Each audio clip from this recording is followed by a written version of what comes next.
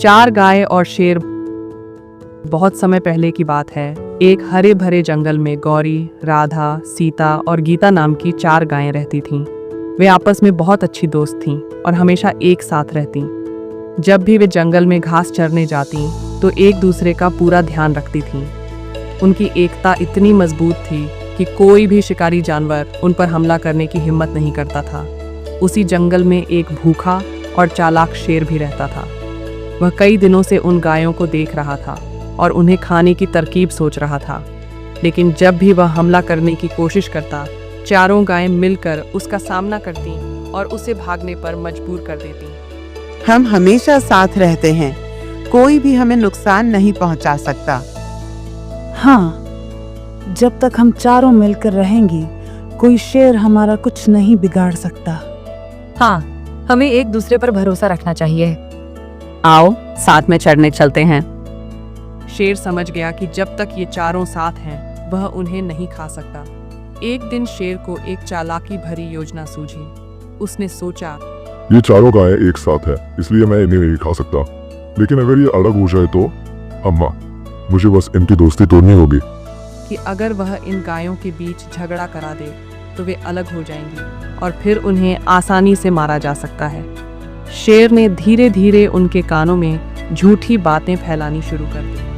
वह पहले गौरी के पास गया और बोला, तुम जानती हो राधा कह गई थी कि तू सबसे कमजोर हो।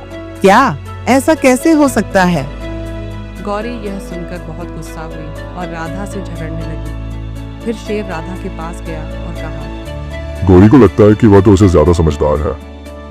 अगर ऐसा है तो मैं उससे बात ही नहीं करूंगी।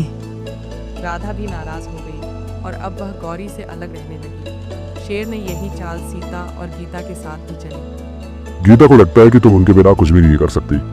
अगर वो ऐसा सोचती है तो मुझे उससे कोई मतलब नहीं। वह एक के पास जाकर दूसरी की बुराई करता और उनके बीच गलत फहमियां बढ़ा देता। धीरे धीरे चारों गायों में झगड़ा होने लगा और वे एक दूसरे से अलग हो गईं। अब वे अकेले जंगल में घास चरने लगीं। यही मौका शेर को चाहिए था। अभी अलग अलग हो गई है, अब इन्हें मारना बहुत आसान होगा। जैसे ही उसने देखा कि चारों गायें अब अलग अलग हो गई हैं, उसने एक एक करके उन पर हमला कर दिया। पहले उसने गौरी पर हमला किया, अरे नहीं, काश हम साथ रहते। फिर राधा को मार दिया, फिर सीता और आखिर में गीता को भी अपना शिकार बना लिया। अगर वे चारों एक साथ रहती तो शेर कभी उनका कुछ नहीं बिगाड़ सकता था। लेकिन उनकी आपसी फूट ने उनकी जान ले ली। शिक्षा। इस कहानी से हमें यह सीख मिलती है कि एकता में ही शक्ति होती है।